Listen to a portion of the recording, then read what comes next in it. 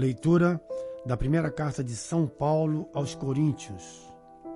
Irmãos, apliquei essa doutrina a mim e a Apolo, por causa de vós, para que o nosso exemplo vos ensine a não vos inchar de orgulho, tomando o partido de um contra o outro, e a não ir além daquilo que está escrito. Com efeito, quem é que te faz melhor que os outros? O que tens que não tenhas recebido? Mas, se recebeste tudo que tens, por que então te glorias, como se não o tivesses recebido? Vós já estáis saciados, já vos enriquecestes. Sem nós, já começastes a reinar.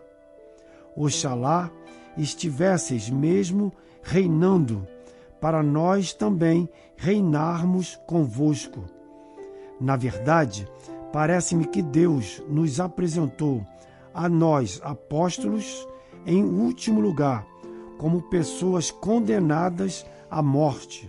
Tornamo-nos um espetáculo para o mundo, para os anjos e os homens. Nós somos os tolos por causa de Cristo. Vós, porém, os sábios nas coisas de Cristo. Nós somos os fracos, vós os fortes. Vós sois tratados com toda a estima e atenção, e nós com todo o desprezo. Até a presente hora, padecemos fome, sede e nudez. Somos esbofeteados e vivemos errantes. Fatigamo-nos, trabalhando com as nossas mãos. Somos injuriados e abençoamos. Somos perseguidos e suportamos. Somos caluniados e exortamos. Tornamo-nos como que o lixo do mundo, a escória do universo até ao presente. Escrevo-vos tudo isto, não com a intenção de vos envergonhar, mas para vos admoestar como meus filhos queridos. De fato, mesmo que tivesseis 10.000 educadores na vida em Cristo, não tendes muitos pais, pois fui eu que, pelo anúncio do Evangelho, vos gerei em Jesus Cristo. Palavra do Senhor. Graças a Deus.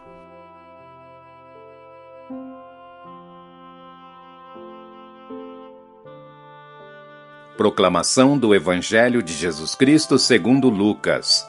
Glória a vós, Senhor. Num sábado, Jesus estava passando através de plantações de trigo. Seus discípulos arrancavam e comiam as espigas, debulhando-as com as mãos. Então, alguns fariseus disseram: Por que fazeis o que não é permitido em dia de sábado? Jesus respondeu-lhes: Acaso vós não lestes o que Davi e seus companheiros fizeram quando estavam sentindo fome? Davi entrou na casa de Deus, pegou dos pães oferecidos a Deus e os comeu, e ainda por cima os deu a seus companheiros. No entanto, só os sacerdotes podem comer desses pães. E Jesus acrescentou: O Filho do Homem é Senhor também do sábado. Palavra da salvação. Glória a vós, Senhor.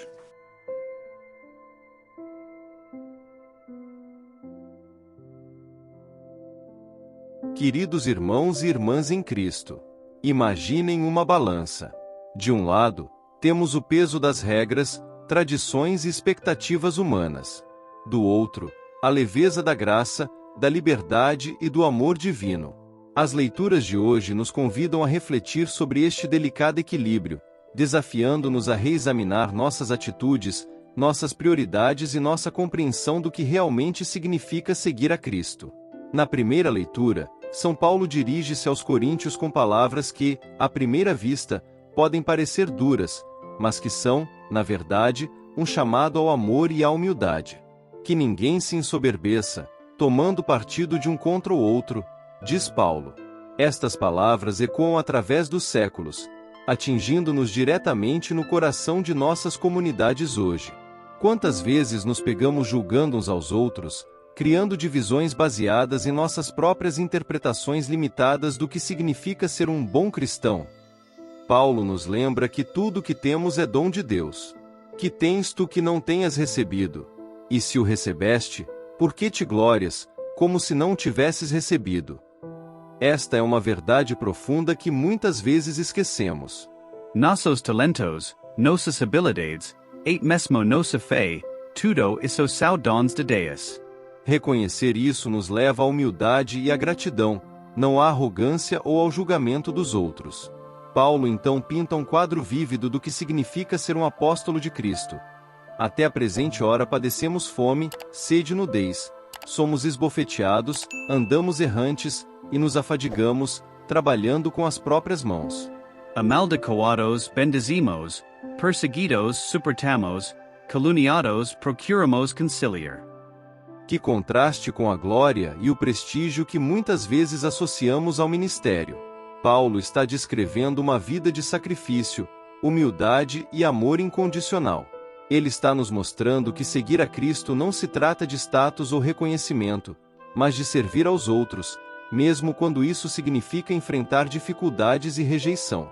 E é aqui que nossa leitura do Evangelho se conecta de maneira poderosa com a mensagem de Paulo. Vemos Jesus e seus discípulos caminhando por um campo de trigo em um sábado.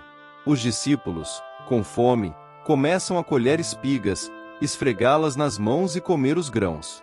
Imediatamente, os fariseus se opõem. Por que fazeis o que não é permitido no sábado?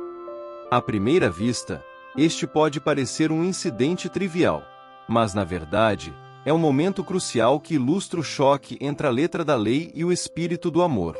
Os fariseus estavam tão focados em seguir as regras que perderam de vista o propósito por trás delas. Eles se esqueceram que o sábado foi feito para o bem-estar do homem, não o homem para o sábado. A resposta de Jesus é profunda em sua simplicidade. Não lestes o que fez Davi, quando teve fome, ele e os que com ele estavam.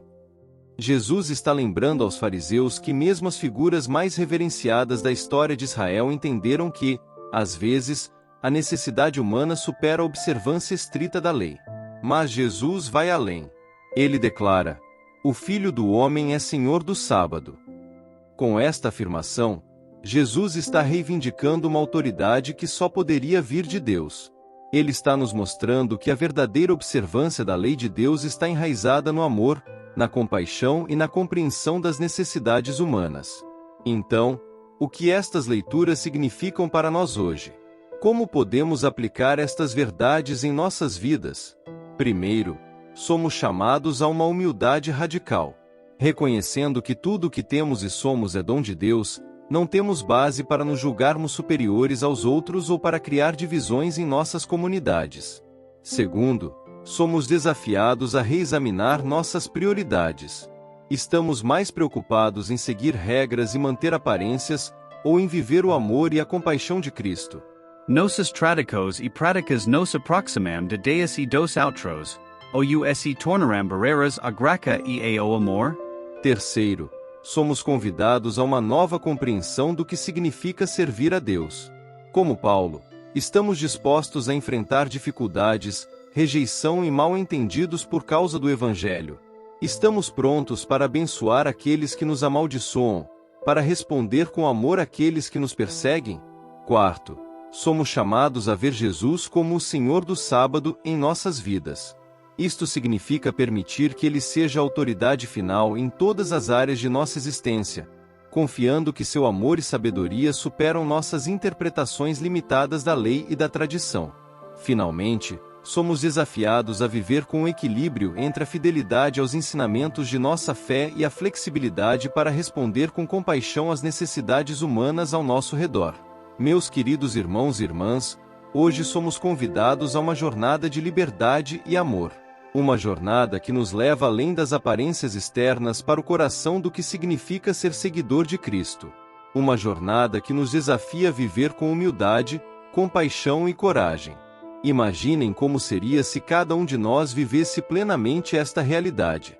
Se em cada interação, cada decisão, nos perguntássemos: o que o amor exige aqui? Como nossas famílias seriam transformadas? Como nossas igrejas seriam renovadas? Como nossa sociedade seria impactada?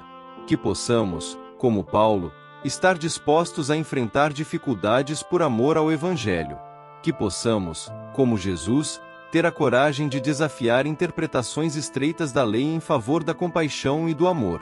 E que, em todas as coisas, possamos ser guiados pelo Espírito Santo, equilibrando fidelidade e liberdade, tradição e inovação, sempre com os olhos fixos em Cristo, o Senhor do sábado e de nossas vidas.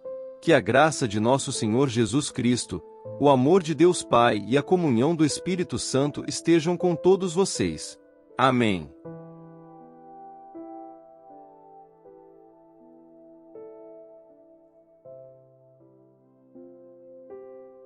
São Miguel Arcanjo, defendei-nos no combate. Sede o nosso refúgio contra as maldades e ciladas do demônio. Ordene-lhe Deus, instantemente o pedimos, e vós, príncipe da milícia celeste, pela virtude divina, precipitai no inferno a Satanás e aos outros espíritos malignos que andam pelo mundo para perder as almas. Amém.